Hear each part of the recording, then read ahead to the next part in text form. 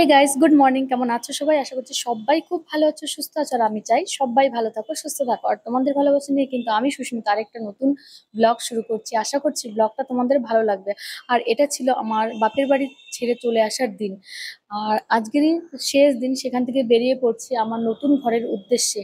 জানি না কি হবে, কেমন হবে, আমি থাকতে পারবো কিনা, একা একা জানি না। আমার বাপের বাড়ি থেকে প্রায় 3 ঘন্টার রাস্তা। 3 ঘন্টা প্রায় লেগেই যায়, বাসে আসলে লেগে যায়, পার্সোনাল গাড়িতে কিন্তু লাগে না। তবে বাসে এখানে ওখানে দাঁড়ায়, তো তো অনেকটা সময়ই লেগে যায় বাসে করে গেলে। তো আমি দেখো সমস্ত কিছু গুছিয়ে নিচ্ছি। এখানে এসে ওই 8-10 দিন হয়ে গেছে, আর এত জামা কাপড় ছড়ানো ছিটানো এদিকে ওদিকে। আর বাচ্চা কাচ্চা থাকলে যা হয়, দুটো বাচ্চা, তো সমস্ত কিছু এদিকে ওদিকে হয়ে গেছে। তো আমি ঘুম থেকে উঠে এদিকে সমস্ত কিছু রেডি করছিলাম, ওদিকে বৌদি চা বানিয়েছে, রান্না করেছে। কারণ যাচ্ছি তো এক জায়গায়, সেখানে এখনো গ্যাস কানেকশন টানেকশন কিচ্ছু নেওয়া হয়নি। তো সেইখানে যাওয়ার পরে সমস্ত কিছু কিন্তু অ্যারেঞ্জমেন্ট করা হবে। এমনি আমরা ঘরটাকে সাজিয়ে রেখেছি, ফ্রিজ কুলার এই সমস্ত যাবতীয় খাট টাট সমস্ত কিছু কিনে। কিন্তু ওই গ্যাস কানেকশনটা নেওয়া হয়নি, কারণ সেদিন শনিবার ছিল, আর শনিবারে আমরা একটু লেট করে দিয়েছি, তো 1:30টার সময় বন্ধ হয়ে গেছিল। তো তাই জন্য গ্যাস কানেকশনটা হয়নি।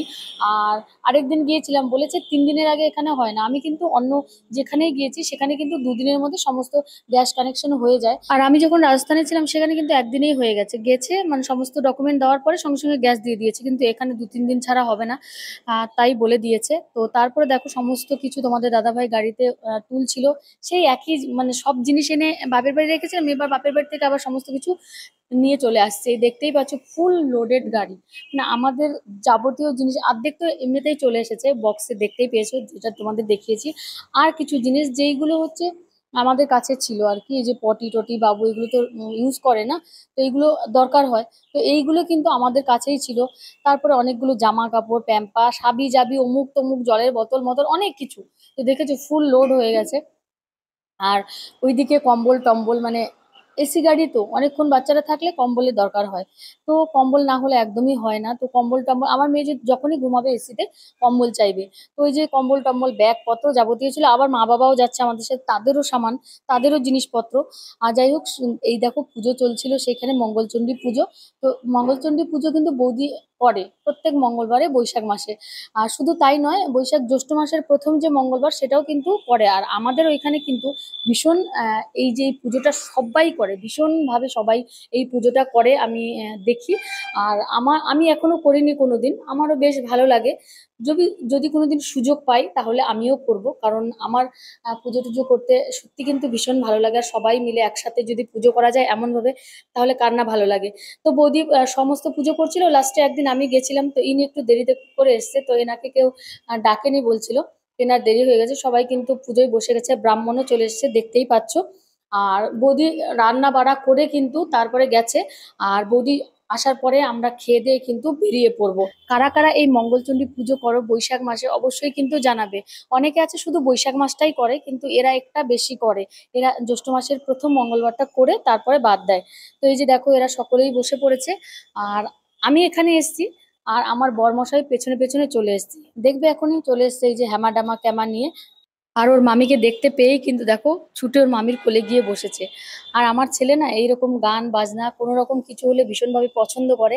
এইখানে মানে এই যে শঙ্খধ্বনি হচ্ছিল সেইগুলোতে ও নাচ নাচ করছিল। তো ও এগুলো ভীষণভাবে পছন্দ করে, যে কেউ তুমি গান খালি গলায় গান করলেও কিন্তু ভীষণভাবে পছন্দ করে। আর আজকেই চলে যাচ্ছি, তো ওর মামি যেইখানে যাচ্ছে সেইখানেই যাচ্ছে। আমার ছেলে মেয়েরা কিন্তু ওর মামা মামিকে ভীষণভাবে পছন্দ করে। একটা জানি না একটা আকর্ষণ কি, যদিও আমার মেয়ের একটু বেশি আকর্ষণ, কারণ ছোটবেলা থেকে সেখানেই মানুষ হয়েছে। আর আমার ছেলেও কিন্তু আমার আমার বাবাকে ভীষণ ভাবে ভালোবাসে। আমার বাবা দেখবে, আমার বাবার মানে কখনো পাত ছাড়ে না, আমার বাবা যেখানে যাবে সেখানে আমার ছেলেও যাবে। তো আমার বাবার কখনো পাত ছাড়ে না, আমার বাবাকে ভীষণ ভাবে আমার ছেলে পছন্দ করে। ছোটবেলা থেকে দেখছে, তো ছোটবেলা থেকে কোলে নিচ্ছে। তো এই একটা মানে রক্তের টান যেটাকে বলে আর কি। তো তারপর দেখো আমরা কিন্তু রেডি হয়ে গেছি খেয়ে দিয়ে, এবারে কিন্তু বেরিয়ে পড়বো। আর তোমাদের দাদাভাই সমস্ত কিছু নিয়ে সমস্ত কিছু কমপ্লিট করে দিয়েছে, বাবাও রেডি হয়ে গেছে, আমরাও রেডি হয়ে গেছি। আর ছিল কিছু কাঁথা কম্বল, যেটা লাস্টে নিয়ে যাচ্ছে এই যে। তো কাঁথা কম্বল গুলো নেওয়া হলেই শেষ হয়ে যাবে। তোমাদের দাদাভাই যেই আমি ক্যামেরা করছি, আর দেখো 32 দাস বেরিয়ে গেছে, আর বলছে আমাকে ক্যামেরা করবে না তুমি। আর আমি পেছন পেছন ঝগড়া করতে করতে ক্যামেরা করতে যাচ্ছি। তো যাই হোক সমস্ত কিছু রেডি, আমরাও একদম বেরিয়ে পড়েছি। আর লাস্ট হচ্ছে গোপাল সোনা, এই যে গোপাল সোনাকে নিয়ে মা বেরিয়ে পড়েছে। গোপাল সোনাকে কিন্তু খাইয়ে দেয়, স্নান করে নেওয়া হয়েছে। আমরা এক জায়গায় যাচ্ছি, তো সেইখানে কখন কি হবে আমরা কিছুই জানি না। তো তাই জন্য ওকে সমস্ত কিছু কমপ্লিট করে কিন্তু পুজো টুজো দিয়েই কিন্তু ওকে নিয়ে বেরিয়ে পড়েছে মা। ওর দিদুন আর কি ভীষণভাবে যত্ন করে, মামা বাড়িতে গেলে কিন্তু সবাই ভীষণভাবে যত্ন পায়। আর তোমাদের দাদাও একদম রেডি, গাড়িও একদম রেডি, আমি ওই যে চলে যাচ্ছি। আর বৌদি এই বাবুকে নিয়ে আছে, মন ভীষণ খারাপ, কারণ চলে যাচ্ছি আমরা। বৌদি এই এলেই বাচ্চাদের নিয়েই একটু টানাবানা করে, আর ওরা চলে গেলেই ভীষণ কষ্ট পায়। তো যাই হোক, এবারে গাড়িতে উঠে পড়বো। আর বাপের বাড়ি ছেড়ে আসার তো একটা কষ্ট আছেই, তাই না? তবে এবার একটু কাছে আছে, চাইলে আসতে পারবো, যেতে পারবো।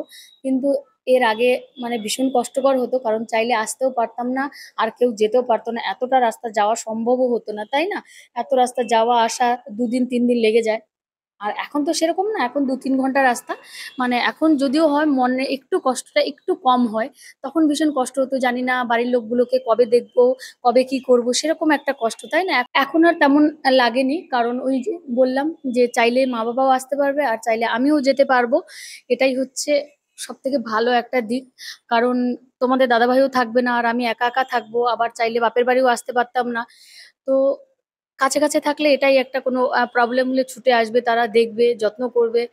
তো তাই জন্যেই কাছে কাছে থাকা বাপের বাড়ির, আর কিছুই না।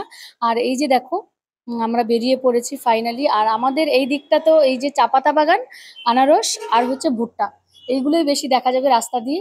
আর ছেড়ে যাচ্ছি তো, মানে বাপের যতই দূরে যাই, মানে 1 কিলোমিটার 2 কিলোমিটার দূরে গেলেও না বাপের বাড়ি ছেড়ে যাওয়ার একটা কষ্টটাই আলাদা, যে যাই বল।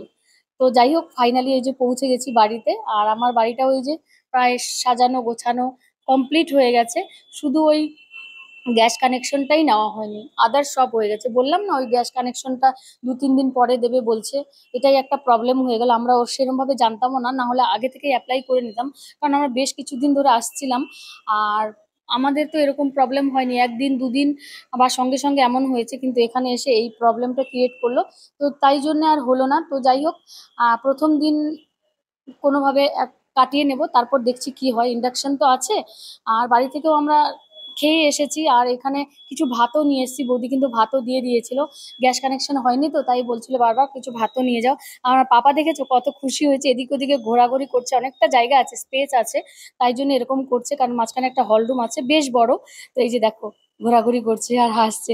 তো ভাই, সবাই ভালো থেকো, সুস্থ থেকো, সকলকে অনেক অনেক ধন্যবাদ, অনেক অনেক ভালোবাসা আমার ভিডিও দেখার জন্য। এবার থেকে তোমরা আমার নতুন ঘরের ব্লগ কিন্তু প্রত্যেকদিন দেখতে পাবে। প্রত্যেকদিন না দিতে পারলেও 1-2 দিন পর পর কিন্তু আমি ব্লগ দিতে চেষ্টাই করব তোমাদের। আর তোমাদের দাদাভাই সমস্ত ব্যাগ কিন্তু নিচ থেকে নিয়ে আসলো। আর নিচ থেকে আনতে কিন্তু প্রচুর কষ্ট, কারণ আমি থাকি 3 তলাতে। আর 3 তলাতে এই ব্যাগটা তুলতে গেলে একদম দম ফুলে যায়, আমি তো হাঁসফাঁস করি, হ্যাঁ এমন হাঁসফাঁস উঠে যায় আমার। তো বাই, সবাই ভালো থেকো।